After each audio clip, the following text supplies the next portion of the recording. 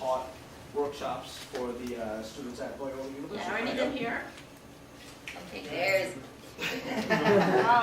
Yeah, we do want to take questions too, right? We'll take questions, but just to I take said I over. was going to. Okay, just making sure. Charna, that's, you get the honor of the first question then.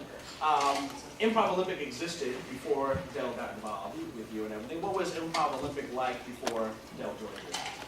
Well, it was kind of like comedy sports. Comedy sports wasn't here yet, and you know, back then there was no such thing as long form improvisation because Del and I hadn't gotten together yet, and so it was just games, you know. And so we would do like the time dash, the 3-part scene with blackouts in between, you know, before, during, and after the event, like 1 minute for each thing, and you know, the gibberish translation and all the games, and yeah, so that's what I was doing for about a year, and then I kind of started to get bored of it, feeling like my people were kind of relying on the same jokes all the time. I would have to like lock the stockroom closet door so that nobody relied on the same jokes all the time. So yeah, when I approached Del, it was to say, you know, there's got to be something more for improvisation. And his answer was my favorite answer, which was, well, you're not a twit after all. And he decided to work with me, and we changed the face of improvisational comedy. How would each one of you, this question is for all 5 of you, who would you say is the most influential teacher who has influenced how you teach improv or how you perceive improv as an art form or as a theater medium? Who would you say? Del. For you, Del? I would say it's probably 2 people. I think Del, in terms of making you believe that this was an art form, I think he really legitimized this as an art form. And I think Martin DeMott, you know, in terms of a hands-on teacher. For me, it would also be 2 people. It would be Dave Gaudette, who's actually the owner of Comedy Sports Chicago and has a very kind of direct, product-oriented style, and actually it would be Mick. I've taken his class several times. Nick. Me too. For me, we'd be watching Charna and doing everything the opposite. And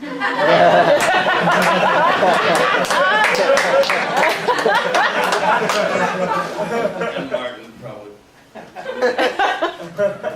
Del too. I mean, Del gave me permission in a place that I think Del validated me. Charna was real hard on me, and she rode me really, really hard. And then I remember one day Del came I guess you were teaching at a bar somewhere on Lincoln, and Del came up to Charna after the show and and Del said to her, "You know that girl you hate?" And my boyfriend at the time was standing right next to her, and she goes, "I don't know idea what you're talking about." He goes, "Yes, you do. The Jewish one, the short one, the one you hate." That girl did a really great job in my class today, and does that little positive reinforcement really helpful. Susan, you should know, because she used to cry when I gave her a note. No, not a note. What the hell were you crying about? Stop crying. Then I get mad. Well, the notes were on a napkin. Yeah, They were on that bar napkin. No, the notes were That's like, you right. shouldn't exist. You know what I mean? No, the notes. You don't know what you're talking about. Me. You know, just like, I don't know. I knew. We're a little more specific than that. You were very sensitive back then, and I whipped you into shape. I wish you weren't born. I think something. That was an actual note? Okay, let's improvise in the... But I do want to say also that after a few years, she grew on me, and now I love her. We're very grateful. Oh. All right, I'll be correct. Well, let's improvise on the subject then. How, in the past 10, 15, 20 years that everyone's been involved in improv, how has the influx of minority players and female players affected the work, or has it yet, in your opinion? I don't know that it has affected the work. Should it? You know, I think points of view are always interesting. And I think it's really important for everyone to, you know, make just state their points of view and find their voice. We still do have minority problems. In that we don't have, I think, minorities. Yeah, you know, but I think we have more women than we used to do. I think the problem with women has abated. But I think think it's sometimes they still perceive a problem, because very often I'm asked, and I'm sure Nick is also, is like, what advice do you need for women on stage, you know, and I always say, I teach players, not men or women, everyone has to do the same thing to make the scene work, you know, making strong choices and taking care of yourself on stage, and, you know, you don't have to be, you can be the prostitute in one scene, but you might be the CEO in another scene, you have to do what's necessary for the scene. And, you know, I've seen just as many women be steamrollers as I have men. Susan Messing, I hated her. So afraid to speak. We're not going in an order. No, You know, Oh, Jesus. I think it's a good thing though. I think it's a humanity gig, not necessarily, you know, I think we're all part of humanity, and I think the more people who come up add to the stew that is rich. You know, I never started going, oh my God, there's just a bunch of men on stage. And maybe I was so masochistic at the time, I was like, oh goody, I get to play with the boys. I remember every time a girl was there, I was excited, and anytime anybody had a different viewpoint, I was excited. Otherwise, it'd just be homogenous, it's not worth it. I think Second City has been fairly successful in the last decade Yep. in outreach, not only with minorities, but also women and also gay people. And that's been real good. It's a tough issue because culturally, for some reason, the improv world doesn't attract minorities or homosexual men or women as much as, you know, white Catholic boys. But yeah, one of the things I'm most proud of in the world of improvisation is being the first director to put an equal gender cast on the main stage. And Beat that. and that's slipped here and there, but at least it's precedence now, and it's not hard to put 3 women and 3 men on Second City's main stage. Do you think Kelly had something to do with that, where he, with the touring companies, he wanted 3 women and 3 men? That seemed like that was the beginning of something over there. Do you think that? Kind of. And when I first started directing at Second City at Arlington Heights years and years ago, I had to fire a guy to bring in a woman. That's how important the issue was with me. So when I directed my first main stage show, I didn't have to fire anyone, but I brought on a woman. Is it like that now, in the new kids? No. Now the main stage is 4 men and 2 women. When it comes to the racial diversity, I think it's crucial. And I think there's actually an opportunity that the improv community is missing. Before I got involved in training, I was handling PR for Comedy Sports. Back in the days, nobody ever heard of it. And one of the things that I discovered was that black spenders and Hispanic spenders over-index white spenders for entertainment dollar. And one of their main motivating factors is having themselves reflected in their entertainment. So, I mean, aside from the conversation of right and wrong and inclusion and exclusion, there's a huge opportunity that we're missing. And I think one of the areas in which we're screwing it up, basically, is in not partnering with the stand-up community. Because stand-up, I believe, has a much greater reach into, especially the African-American community. It's a good call, I didn't think about it. We actually started, we did on Tuesday nights. I heard it, and I supported it on Tuesday, CIM. sometimes Tuesday, right. Everyone was having a heart attack that we're starting. But I think, Jason, in terms of women, I've seen a lot of progress, because I know when I started here at the Improv Olympic, if you had 1 woman on your team, that was a big deal. And It's a then huge deal. it was a huge deal, and sometimes they didn't last. And then all of a sudden, I don't know when it was, but like then that team, Jane, was like an all-woman team, and I'm like, oh my God, that is huge progress. And then all of a sudden there was almost like a renaissance with like you, Stephanie Ware, Tina Fey, Rachel, Amy, and you know, I don't know what caused it, but that seems like that was the time when things And really the changed. class situation has changed too, because it used to be, you had like 18 people in class and 1 would be a girl, or 2 maybe would be a girl. On my first team at IO, there were 4 new teams, and 2 of the new teams, there was 1 girl, Yep. and 2 of the teams shared the 1 girl. Doing Stoltenberg was in both teams. That's how it was Shauna. definitely when I started. I'm sorry Oh. to interrupt, but I will say this, there was a point at the Annoyance where all of a sudden I looked around and I saw 50% men and 50% women. And frankly, the women were kicking major butt too, and it felt really, really great. The few times I've been on teams where it's been 50-50 have been just probably the best experiences. Yeah, now it's getting so much better. Now there's less women in all the classes, and it's just so much better. And like you said, when you tell people when you're first starting out, you don't look for male, female, black, white, you just tell, I want to train improvisers. What's something that perhaps you didn't get to in your workshop that you would tell an improviser. If you could whisper something into every beginning improviser's ear, what would it You're always auditioning. Wow. In this be? city, I see where it's coming from, yeah. well, the feeling of soft auditioning, that any person that you meet in this community will create an opinion of you, and whoever your future director is will probably have dated that person. And so that this community is very much, they're just the on and the off stage just is a constant melding, and so you are always to some degree auditioning. I would, it hits me, I know exactly kind of where you're driving at, but I would say it more like, it's not that you're on, I would hate to think that you're on task like that, that you will have the opportunity to perhaps check your table manners and ego at the door and work really well with somebody, because at this point in my life, I'd probably rather work with someone half as talented and twice as cooperative. Maybe that would do it, you know what I mean? Because the talent thing we can always pull up. When somebody's eager and happy, that really supports just the work in general. So I get that. So I mean, so prima donnas, that wouldn't work so well, I would say. But the thing in their ear I would place is just don't give up. Don't give up. You are right for doing this. You are right.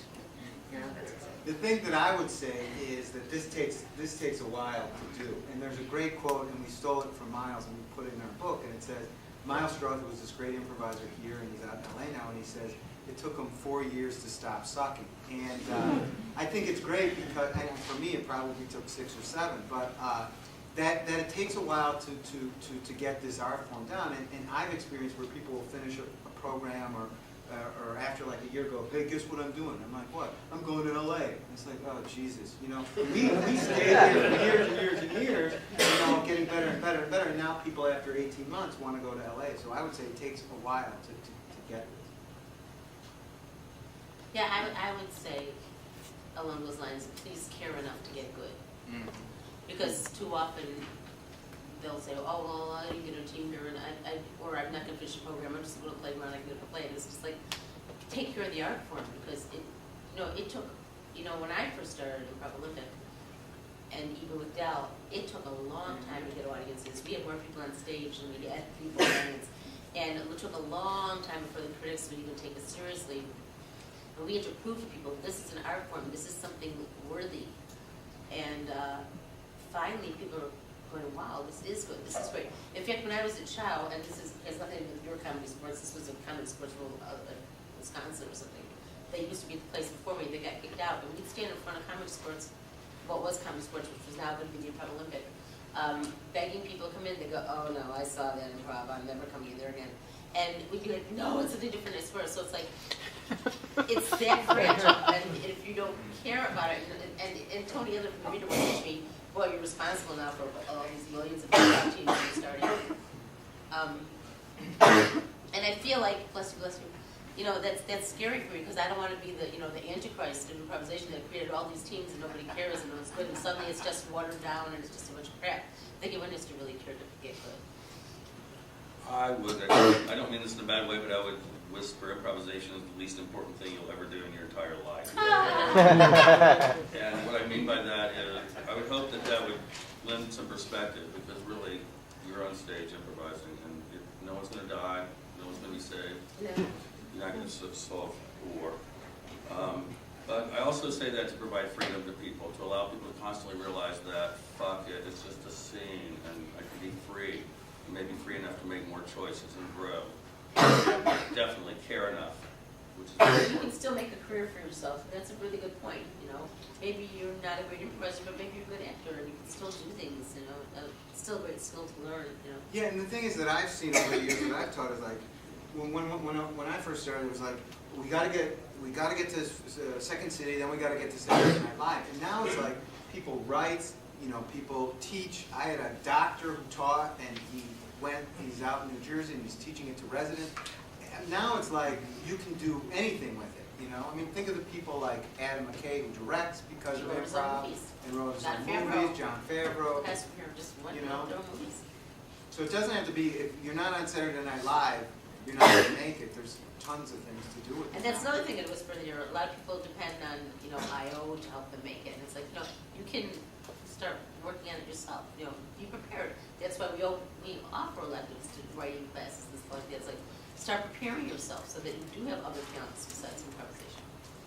I think it's also very good for the work when we have people in it who don't self-identify as improvisers, but who self-identify as doctors and lawyers and professors who can actually bring life experience to the work. Because when we get up on stage and we create theater, we're writing. And if our only point of reference is we were in a college improv troupe, then we came to Chicago and took improv classes while waiting tables, and now we're doing improv for people who have real lives, you know, there's no way for us to be relevant to them unless we have those people in our groups. And then we just proceeds about, I owe you money, you owe me money, you still my girlfriend, and it's like, there's just absolutely nothing to stay up there, you know. So do we need and get a life, that's the other thing. Well, there's lots of things that whisper in the ear.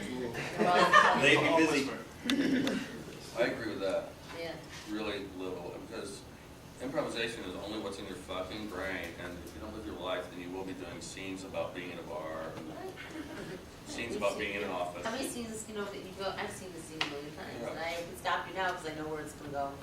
And it's just. Well, you're psychic. No, it's 25 years of teaching, you've seen the same scene a million times, haven't you? Sure. So, But I think also on that problem of being life that I've seen, and I don't know if you guys have experienced this, is people are spreading themselves too thin. You know, when I started Improv Olympic, I was done at Improv Olympic, went to the Annoyance, was there for a while, then went on to something else, Jazz Freddy or whatever. Now it's like these people are doing classes everywhere, they don't even have time to see shows, and that's such a valuable they miss thing. rehearsals because they got something else. Right, and you They get got to show here, they got to show Right, there. and I think They're that, like come jack of all trades, Right. master of none. right, and they're like stage junkies. You can see it in their eyes that they're like they're not there, and I think Part of that's our fault though, because Yeah. when Have we, so many options. 20 years ago or 18 years ago, there were 3 levels, you know, here, or maybe 4 at Second City. Now you can spend 2 years at Second City, 5 levels with Charna, and then 5 quality levels at the Annoyance.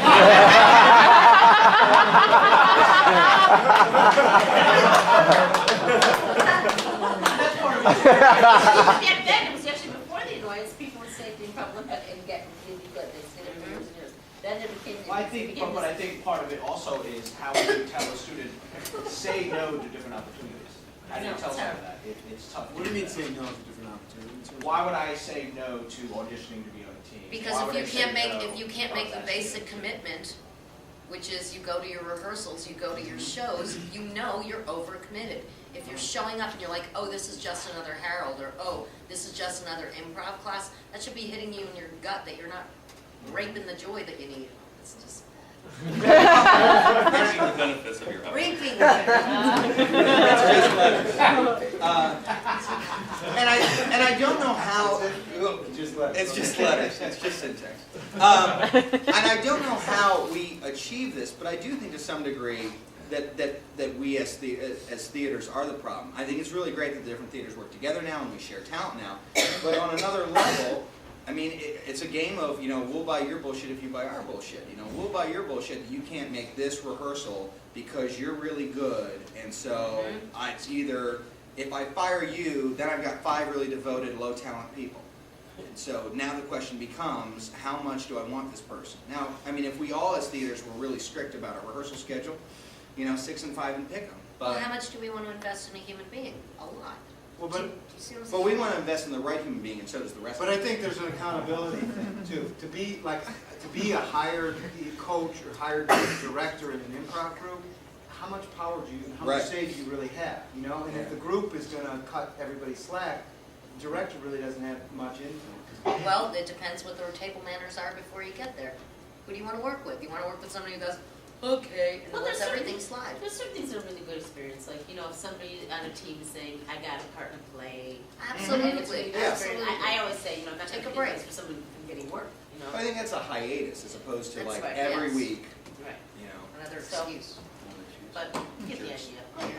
I'd like to open up the floor to questions. If we could bring up the, I'll do it.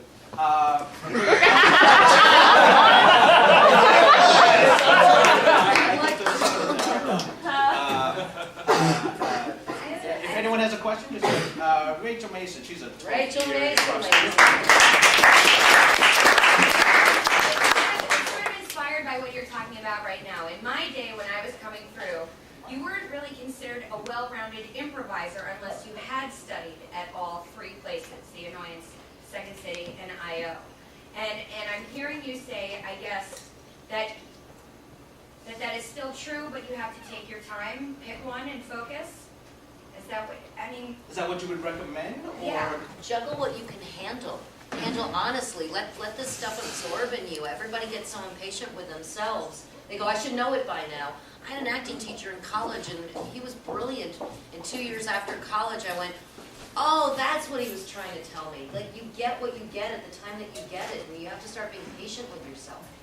Do you know what I mean? I think that's not a bad idea to go through each program separately, to confuse yourself, because I think sometimes, you know, I've experienced this, well, so-and-so, this teacher or this place told me to do that, and I just say, you know what? Look, you may think I'm full of shit at the end of 6 weeks, you may think I'm great after 6 weeks, you know, but just surrender for the 6 weeks and learn. And I think people get confused, you know, because they really, I can relate to this, people want to do it right. There's almost, in such an art form that we're so free, there's such a rigidity and such, I got to do it right, that I think it does confuse students. And I would say, go through a program and then go on to the next, you know. You're going to become the improviser you want to be at the end. You're going to do what you want to do. Take the best of what you like, you know. Say fuck it to the messenger and just try to concentrate on the message if somebody is abrasive to you or whatever. Just try to get the best out of it. Well, to take a page out of Joe James's book, one of the things He wrote a book? you know, he wrote a book called My Metaphor. Yeah, it is. But he talks about craft and the importance for craft, and I think sometimes our students in this community go to teachers looking to have goodness installed in them like a software program. And really, your craft is your personal improv, this personal art, and then you talk to different people. What sticks, sticks, and what doesn't, you work on. And, you know, at the end of the day comes something very unique that doesn't belong intrinsically to any of the 4 schools. You're right.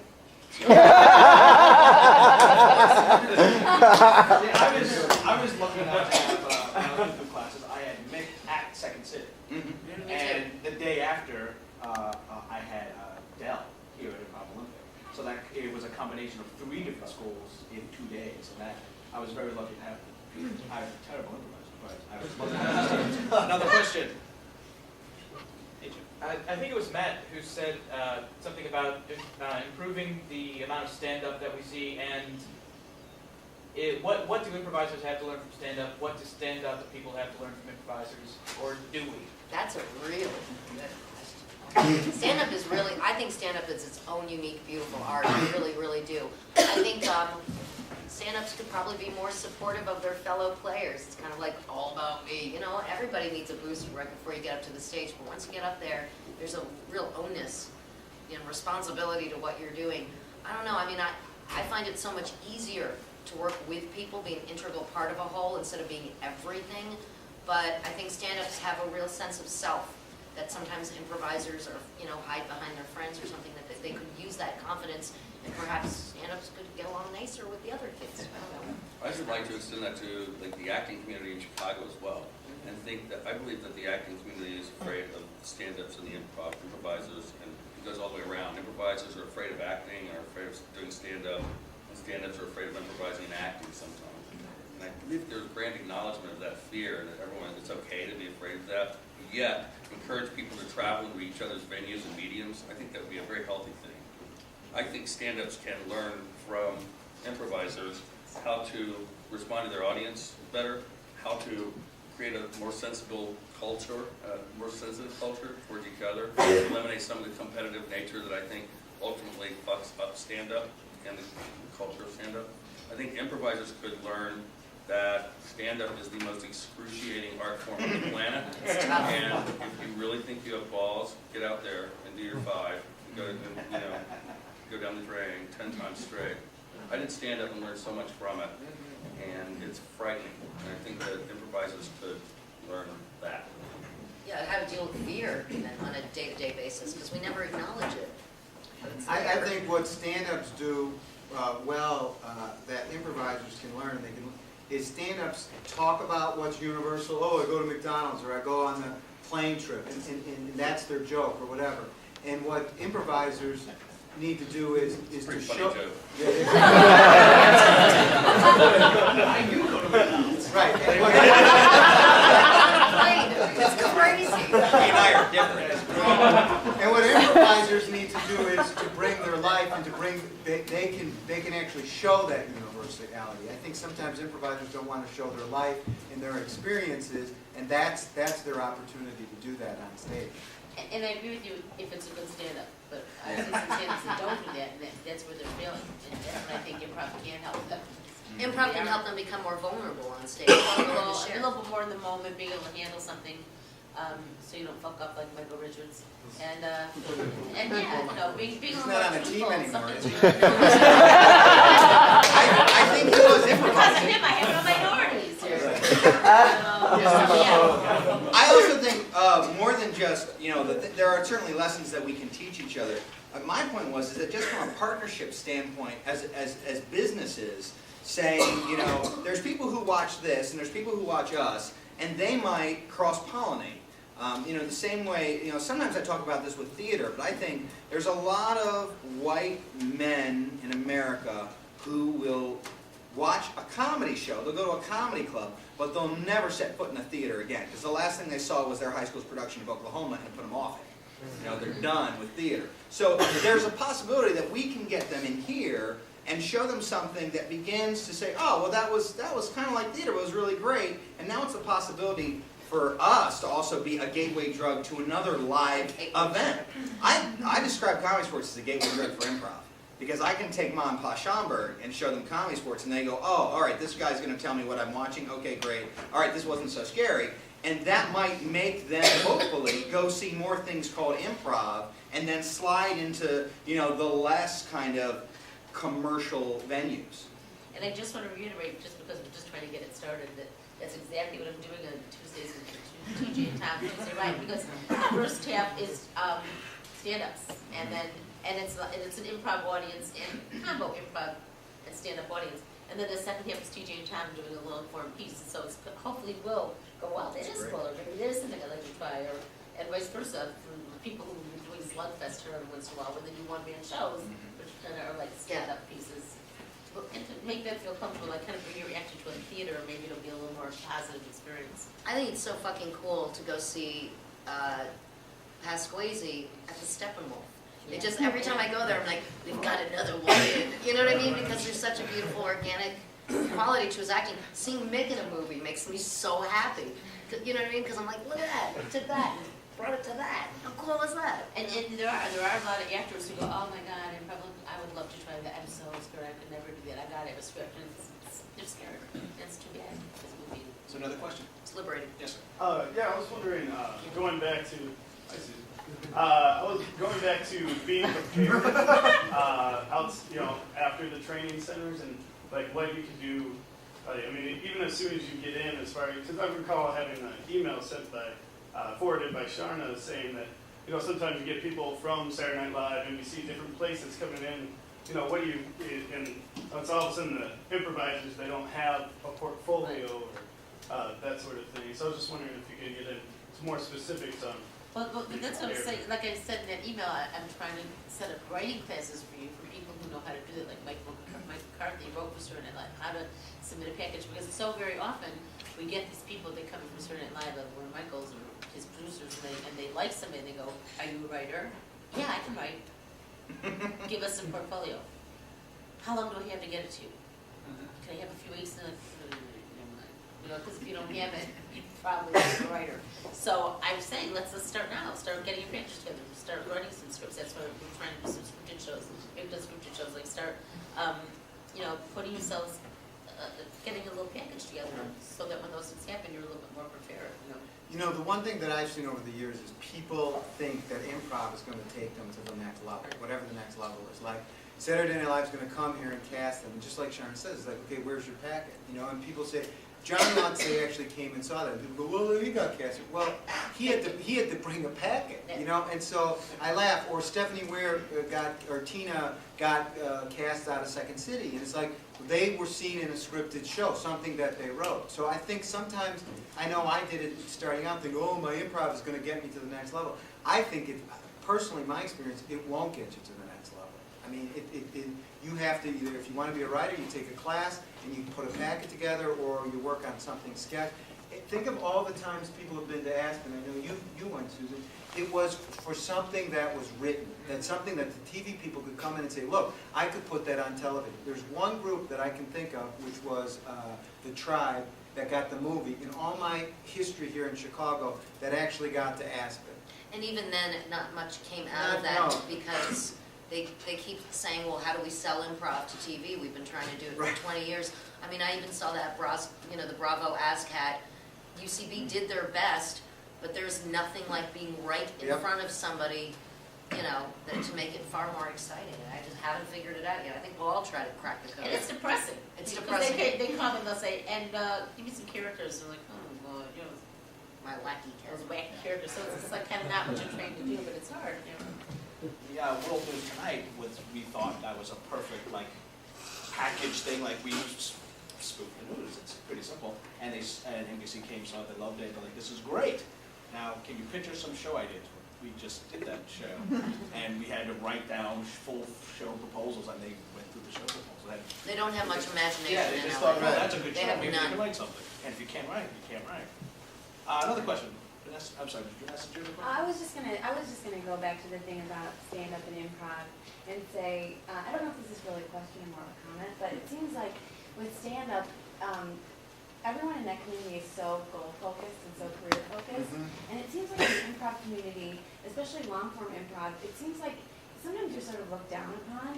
It seems if By you who? have a goal, or it just seems like it's kind of, Oh, I see. to be vocal about that and talk about that, you're sort of like, oh, that makes you sort of a bad player, bad improviser, or. I agree with you, and I think it's gotten better over the years, but I know when I was starting out, if you said you had an agent, you were like a total sellout. I mean, for better or worse, Chicago is an artist community. For better is process. For worse, it's process. And so it's not product orientated. And so I certainly can relate to what you're saying. There's that oh, you got an agent, or you going on an audition, or how dare you. But I think, I agree with you. I mean, it's gotten better over the years. Yeah. And all that. And even when I started the Annoyance, I was a tyrant about who. Yes, I remember. Yeah. It was That tough. agents and stuff and really weird. But I have advice for you. And I think my answer to both of your questions in a weird way is certainly be proud of making a declaration about what you want. You don't have to broadcast it to everyone. You don't have to wake up every day and say, I want to be on a television show tomorrow. But you can hold that as true and sacred to yourself and not be ashamed of the fact that you'd like to do something with your career and your life. Just because you're in a process-oriented community of artists doesn't mean that you can't have goals. But that takes a lot of courage because you have to be honest with yourself. Not only honest with yourself about what you really want, but also courageous in believing you can get there. The other thing, and that's a piece of advice, and none of you will take this advice, and I don't give a fuck, but take acting classes. Act. People ask me, what is the edge I can have in the tour auditions? They run the Second City auditions every year. Acting, the thing that lacks. No one does it though. Yeah, they think the funny will You get won't you. wake up tomorrow and go, boy, I'm going to enroll in an acting class. You're going to think the improv will get me through. And then the third piece of advice is don't be seduced by this community. Yeah, I'm on a team, and I'm in a bar, and there's 30 people around me. We're all in teams, and we've been in teams for 3 years. We must be on track. You're not on track. You're not on track. You're around a lot of lazy people who are afraid to confront their career and seducing each other into believing that everything's cool. Does that make sense? I did a little show with. I'm out of here. I did a little I want to show. buy your tapes and work with you. Go to the I've got $10,000 over there. I did a little show with some friends of mine, two people I really, really love, and we made it up just for shits and grins. And then we took it to LA last week, and it turned into a big, hairy showcase. And you know what? It's because I don't give a fuck that something nice might happen with it. But you have to create for the joy of creation, and if you do it nicely and put it in a pretty picture frame afterwards, and put some doodads on it, then somebody might buy it. Yeah, I mean, I always But you got to create because you I- have to create it. I always say don't worry about being famous, but the thing is, we all want to work. We all want to work doing something that we love in the entertainment industry, and there's nothing to be embarrassed about that. And do your best to get an agent, to get headshots, to get a little commercial, to get a little parts here, to do a play. And then the more you're doing, that's why I try to help my people get agents, you know, because like, so finally they're not struggling and starving all the time and coming to borrow money because they don't need money. To try, it's not about getting famous, it's about being able to support yourself, doing what you like to do, and that would be a nice goal to have. There's nothing embarrassing about that. I think what's also really important in your comment is that the two communities don't have to fundamentally agree. And that, you know, and I'm coming in here as a comedy sports player, as a short former, and this conversation years ago, and probably still sometimes today, was had between short form and long form, you know, and what are the relative merits, and how are the communities different. Is that what you're talking, is that what you're talking about, like the short, long form people? No, she's talking stand-up and Stand-up, long okay. form. But the point is that we can still create coalition. I mean, I think that's, I mean, you know, we teach yes and in short form, you know, but why don't we bring more people to the table, regardless of how stand-up behaves or how improv people behave? Why don't we look beyond it to see a common good? Because I feel like, as a whole, live entertainment is a shrinking part of the market. Like the idea of you come into a room, you leave your computer, you leave your DVD player, and come in and share a communal experience. That we're on the shrinking, you know, we're on the shrinking side of things, and we should be working together. And we should be, you know, finding who is remotely like us, who might have remotely the same kind of people who access that kind of entertainment. How can we create some tether that brings those communities together? And that's why on Tuesday. One last question. You said in one of the books that I read that improvisation is the art of play. And we were talking a lot about the professional side of improv and where it's going to get you. And then when we talk about the opposite of that, we talk about the lazy guys in the bar. So somewhere in that spectrum has to be, you know, out there playing hard. And how do we create more of that in the community? How do we create more of that in the classroom? It starts with everybody individual. Joy is contagious. If I'm joyful, they get joyful. Everything is good. And you keep on that track and you put your blinders on and you don't look to your right or to your left or what your friends are doing and wondering if you're supposed to, unless that tugs at your heart and you want to get good at that too because you want to do more of exhibiting joy. Why else would we improvise? I can't see just improvising to just get somewhere because then it takes away the fundamental joy of the play of what we're going for. But you don't give up, something good is going to happen if you keep doing things for yourself, you know, incrementally that will get you better at it. The ones that love it are the ones that get really good, because they love it, and they're hooked. You have to do it no matter what, yeah. I think it comes down to commitment, and I think that we talked about spreading yourself too thin, and I think either you're here and you're committing to your house team, or you're doing an outside group or whatever, but I think it's like single focus, or you've got two things going on at the same time at the most. I think, and holding people accountable, you know, I think that's like really an important piece. I always like to work with outside groups that are raising their own money and doing their stuff because there's a drive there. We have this mission. I know, starting being part of the Annoyance, there was this mission. Something wasn't being met, so this was then created, or Jazz Freddy or something like that. Those caused the Renaissance periods, and I don't see that happening right now in the community. And I think it's because it's all safe. I can play here, I can play at the playground, I can play at the skybox. I'm taken care of. There's just a lot more options than there used to be. I think also, you know, with this thing of play is, it would be great if the improv community kind of exploded, and so instead of constantly concerning itself with itself and its own dynamics, realize that with this, you know, it's never killed anybody and it's never saved anybody, but in many ways this is the cure for social cancer. You know, that this work is what makes, you know, we use it with salespeople, we use it with pharmaceutical reps, we use it with all kinds of people in corporate trainings and things like that. But, you know, how many of us who've gone through 2 or 3 programs have donated our time to a local high school? You know, how many of us have done things to get the word of improv out of the bar and into, you know, places that don't have it? How many of us have left Chicago, gone back home, and started teaching good Chicago-style improv? If you've gone through Second City A through A through E, or here, X. A through you know, Comedy Sports, if you go through those 6 programs, 6 levels of class, and go anywhere else in this country that's not a major city, there's a very good chance that you're a better teacher than most of the improv teachers there. Because I know as someone who was teaching improv before I had any of this training, you know, it's like, but we're not going out there. We just keep staying so insular and staying on our little message boards, talking to each other. It's like, there's a rest of the world that would like to be our audience if we reached out to them. There's the rest of the world that would love to be in Chicago, which is the mecca of improv. Yeah. You know, that's so true, you don't realize how good you are until you leave. Yes. There has been in the last decade, a lot Yes. of people have gone to different markets and started doing this. Yeah, you look at Yeah. Izzo, Yeah. Margaret, Yeah, Curtis, the South now. Yeah, and New York has got Chicago. three theaters that have been started by Chicago people, and LA's got at least 2. I mean, it's, you know, it's really expanded, and every city's got an improv festival, Yeah. you know? Yep. Now, to answer your question, I hope a little more directly, is that while it does seem like that people are hanging out in bars and stuff, some of that's just accounted because they did a show and they're out. It's that next day, what are you thinking? Are you thinking, I got a show tonight or it's okay? Or what can I do today to forward my career? What can I network with?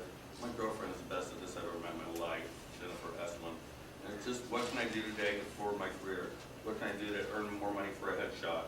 What can I do to network and find out about auditions? What can I do? So it's not like you're a selfish asshole roasting in the bar at night, but it's just you taking care of yourself during the day. That will prepare you Does for that answer the question, Pam? Thank God it did. that will prepare you and put you in good stead. When you go to a place like LA, it would prepare you for that because LA is a city of product and you are the product. Here it's a city of process, so you've got to learn certain techniques now that will stand you in good stead so you don't look like an idiot when people come and say, hey, I like Why you. did you turn to her?